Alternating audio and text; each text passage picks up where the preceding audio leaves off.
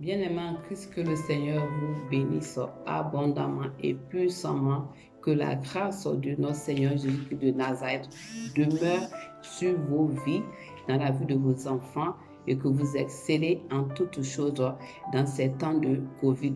Mais je vais te dire, dans ces temps de Covid, ton Dieu, il est toujours avec toi et ton Dieu va veiller, il veillera toujours sur toi.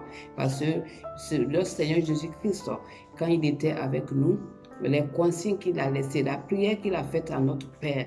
Il a dit au Père de nous préserver, de ne pas nous enlever, mais de nous préserver. Sinon, dans ces moments où nous passons, Dieu pouvait enlever qui il veut. Mais le Seigneur Jésus a dit non, il faut les préserver. Alléluia. C'est que tu as de l'importance aux yeux de Dieu. Donc, tu n'as pas à t'alarmer, que ton cœur ne s'alarme point, quelle que soit la situation, ton Dieu aura toujours la solution pour toi, comme il a eu la solution pour les enfants d'Israël. Vous savez, notre marche avec Dieu reflète aussi la marche que Dieu a eue avec les enfants d'Israël quand il les a délivrés de l'Égypte. Alléluia, du feu ardent, de ces moments de souffrance. Amen. Il était avec eux. Quel que soit ce qui va se passer, Dieu sera toujours avec vous. Rappelez-vous ce qu'il a dit. Il dit, je serai toujours avec vous. Donc, quelle que soit la situation, il est là. Et on n'a pas à s'inquiéter. Vous avez un bouclier, il s'appelle Jésus-Christ de Nazareth. Vous avez un bouclier, c'est son sang. Le sang de la nouvelle alliance en son sang. Que le sang de Jésus soit votre bouclier au nom puissant de notre Seigneur Jésus-Christ de Nazareth. C'est la seule arme fatale qui peut te préserver de toutes choses. Je dirais à quelqu'un que Dieu a déjà tout pourvu. Amen. Et ce soir, on va échanger la parole de Dieu et je vais demander à la servante Marie-Odile de nous lire le passage de Genèse 1, du verset 1 au verset 4. Amen. Amen. Je lis la parole. Oui. Genèse 1, verset 1 à 4. Au commencement, Dieu créa les cieux et la terre. Oui. La terre était informe et vide.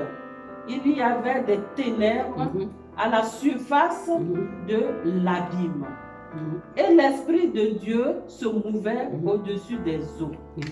Dieu dit que la lumière soit et la lumière fut. Dieu vit que la lumière était bonne et Dieu sépara la lumière d'avec les ténèbres. Amen. Seigneur, nous te bénissons pour ta parole qui est vérité. Amen. La parole de Dieu, elle sanctifie. Amen. Merci. Elle purifie. Jesus Christ. On dit au commencement, Dieu créa les cieux et la terre, mais la terre était informe et, je dirais vide. Il y avait des ténèbres à la surface de l'abîme. Et l'Esprit de Dieu, dont le Saint-Esprit se mouvait au-dessus des eaux. Et Dieu dit que la lumière soit. Et la lumière fut. Mais au 4, on dit Dieu vit que la lumière était bonne et Dieu a séparé la lumière d'avec les ténèbres. Et le thème de ce que je vais échanger ce soir, c'est Dieu est lumière. Dieu ne supporte pas les ténèbres. Dieu a vu qu'à la surface de la terre, il y avait des ténèbres. Donc dans ces ténèbres, dans ce tourment, dans ce tumulte, Dieu ne peut pas venir s'aimer, je vais dire, son plan. Dieu ne peut pas venir s'aimer les bonnes choses. Même si toi-même, tu as une maison ou bien une plantation ou un terrain, si le champ n'est pas, je dirais, balayé, débroussaillé, enlever les mauvaises herbes, tu ne peux pas planter des bonnes graines sur ce terrain-là. Amen. Et c'est comme ça est notre vie. On dit Dieu a vu, il a vu que, alléluia, en séparant la lumière des ténèbres, Dieu a vu qu'il pouvait envoyer la vie. Amen. C'est pour ça il a dit que lumière soit et lumière fut.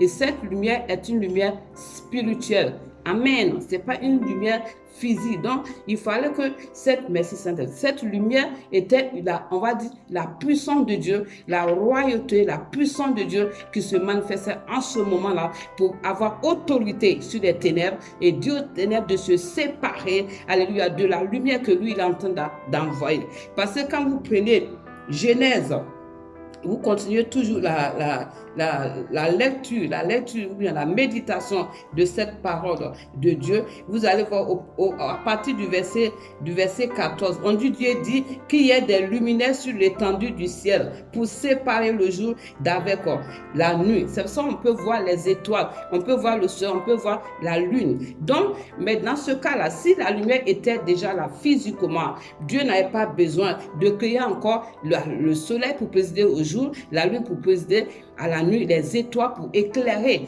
Quand on voit que les étoiles, quand ça éclaire, ça touche la terre. On voit cette lumière. Donc la lumière que Dieu a proclamée d'abord par sa parole, alléluia, il a ramené par cette parole une lumière spirituelle pour dire aux ténèbres, ça suffit, alléluia, vous vous taisez. Le Saint-Esprit était là, il avait besoin de cette parole-là pour séparer, alléluia, pour que la lumière spirituelle, je dirais, qui est Christ, puisse apparaître tout de suite et que Dieu puisse, je vais dire, Dieu puisse mettre ses plans, alléluia, à exécution. C'est à partir de là que Dieu a commencé à créer la vie.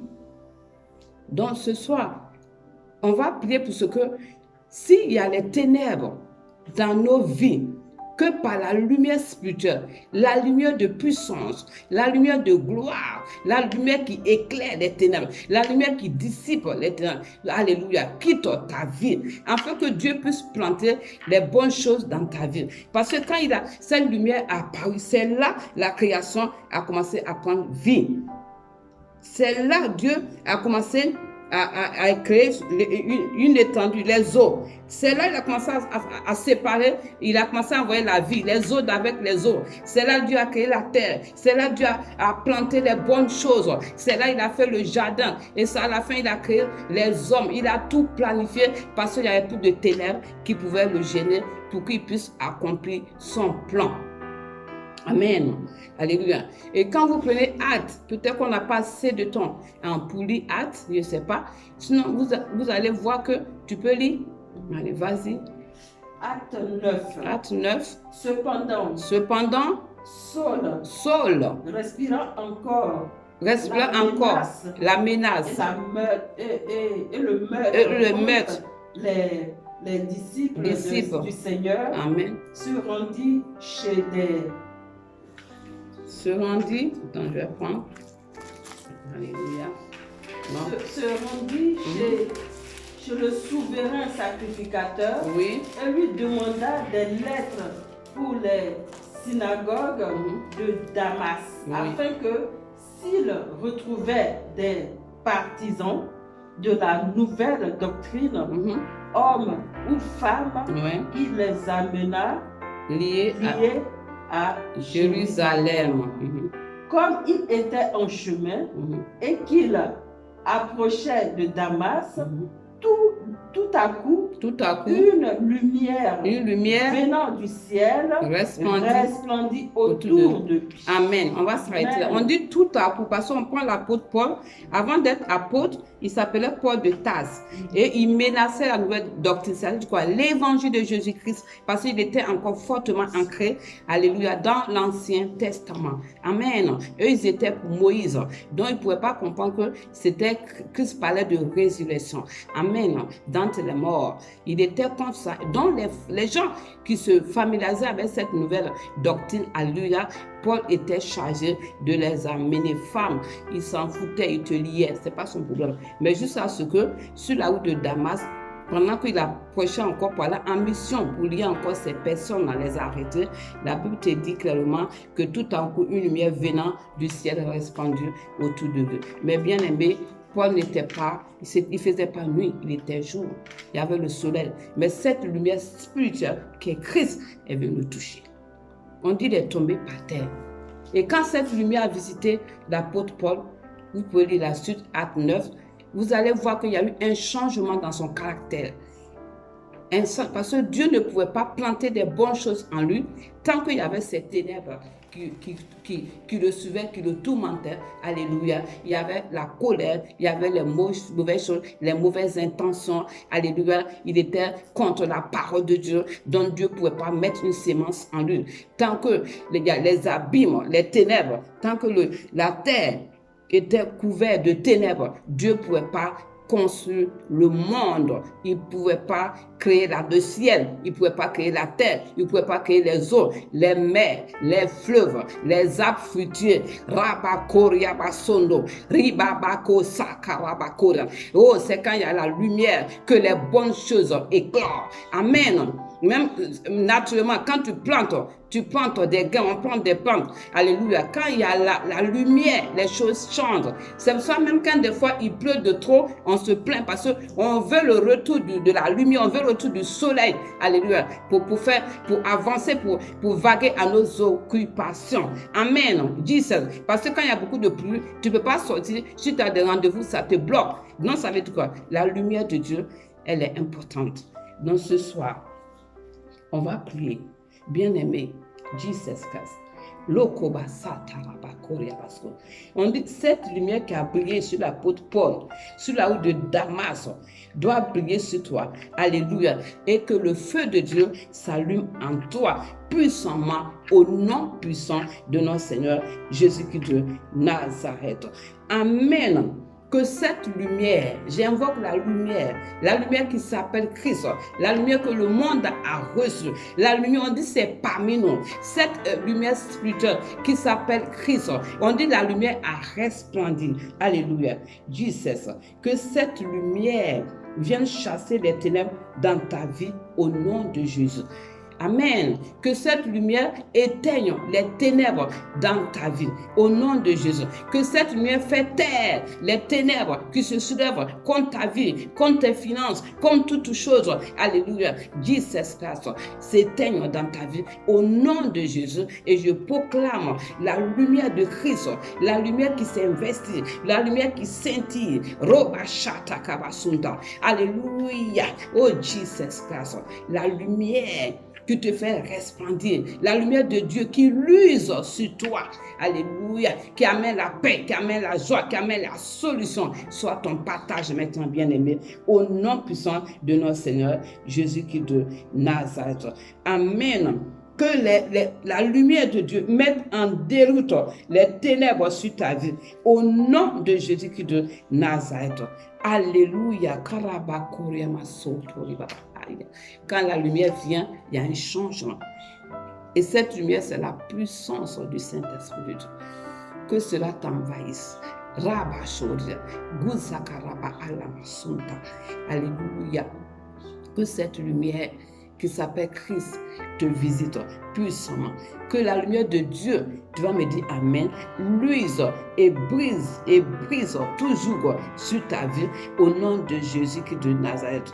Que cette lumière, je vais dire, resplendit sur toi, comme l'apôtre Paul. Et te détache de tout ce qui est ténèbres. Oh Jesus Christ. Merci Seigneur Jésus-Christ de Nazareth. Amen. Et que cette lumière te connecte à Dieu dans la vérité.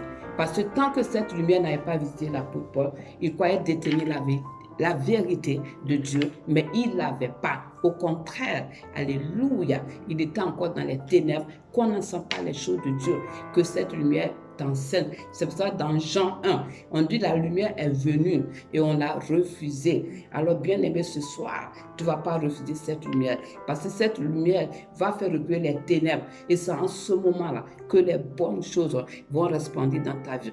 Ténèbres d'angoisse, ténèbres de difficulté. Alléluia. Parce que quand les ténèbres sont en nous, le Saint-Esprit ne peut pas planter des bonnes choses. On devient un blocage. Amen. Oh Jesus. Cette lumière qui a fait que, alléluia, l'apôtre Paul a changé de caractère. L'apôtre Paul a changé de vision. Cette lumière qui a amené la paix, qui a amené, je dirais, les dons de Dieu à l'apôtre Paul. Alléluia. Qui a fait de lui un exemple. Alléluia. Et nous savons, comme le dit Genèse 1, quand la lumière de Dieu est arrivée, il y a eu la vie. Alors si tu es plongé dans des ténèbres noires, que cette lumière t'envoie la vie maintenant, au nom puissant de Jésus-Christ de Nazareth. Amen. Oh, que cette lumière change quelque chose en toi. Amen. Oui, que tu as dit Seigneur, que cette lumière que je reçois maintenant change quelque chose dans ma vie. Change quelque chose dans mon cœur. Change quelque chose dans mes circonstances. Rabakoria Santa. Oh Yahshua, Jesus. Tu as dit que cette lumière vienne me sanctifier. Robashin Karabazondo. Ah, la Cassinde. Oh Jesus. Quand cette lumière est venue, alléluia, on dit l'apôtre Paul ne voyait pas, pourtant ses yeux étaient ouverts, parce que cette lumière a fait un travail dans la vie de, oh Jesus, de l'apôtre Paul. Ça assainit sa vie. Ça assainit sa vie. L'eau qui m'ascenda, comme dans Genèse, ça assainit la terre pour que Dieu puisse planter les bonnes choses, la vie, l'espérance, la kabachotori baba, rinta karabasondo. Tu as dit, Seigneur, que je détiens cette lumière maintenant en moi, au nom puissant de Jésus. Seigneur, je bénis ton nom. Oh Dieu de grâce, tu as dit Dieu d'éternité. Oh, que cette lumière luise sur moi. Vous savez, dans Nombre, à un moment donné, alléluia, Dieu a dit à Moïse de dire à Aaron, alléluia, Dieu a demandé à Moïse de dire à Aaron, alléluia, que Aaron devait prier. Aaron devait prier pour que la lumière luise de Dieu luise sur les enfants d'Israël. Il dit, c'est comme ça que tu vas mettre mon nom sur eux. Donc, et dans la paix, il a dit que la lumière de Dieu luise sur vous. Non, c'était important que cette lumière apportait la paix en eux. Et cette lumière les a protégés. Amen. Cette lumière a fait que le nom de Dieu s'est reposé sur eux. Et le que Dieu a fait à la Genèse, alléluia, le nom de Dieu a reposé dessus. La puissance de Dieu a reposé dessus. Et ce que Dieu a fait, quand il a dit lumière, cette lumière spirituelle, aujourd'hui nous voyons encore le résultat qui est là. Et que cette lumière te visite et que ça soit définitif. Alléluia, dans ta vie. Que ça t'apporte la joie, que ça t'apporte la paix. Que cette lumière, Dieu dit, étincelle dans ta vie. Au nom puissant de Jésus-Christ de Nazareth. Amen. Korea baba karaba sondo baba rasha karaba sondo roshane kandos kolor. Tu as dit, Seigneur, que aujourd'hui je reçois cette lumière spirituelle que toi-même tu as fait venir, Seigneur, au commencement, afin que tu puisses bâtir la terre, puisses bâtir ton projet dont toi-même tu l'as fait avec toute ta sagesse. Que cela nous habite. Tu as dit que cela m'habite maintenant au nom de Jésus et que je reflète le dessein, alléluia, que tu as tracé pour ma vie. Au nom de Jésus, que cette lumière m'éclaire davantage et que les ténèbres soient séparées de ma vie. Au nom de Jésus, afin que tu plantes les bonnes choses en moi et que j'éclore pour ta gloire. Au nom de Jésus, l'apôtre Paul a éclore pour ta gloire, que j'éclore moi aussi davantage pour ta gloire. La lumière que tu envoies, cette lumière spirituelle, alléluia, Koriaba Santa, apporter la vie sur la terre, que j'ai la vie, papa, que j'ai la vie, Seigneur, au nom de Jésus. Tu as dit merci, papa. Yahweh, sois béni éternellement au nom de Jésus. Amen. On va s'arrêter là. Que le Seigneur vous bénisse abondamment et que le Saint-Esprit soit votre guide. Au nom puissant de Jésus. Amen.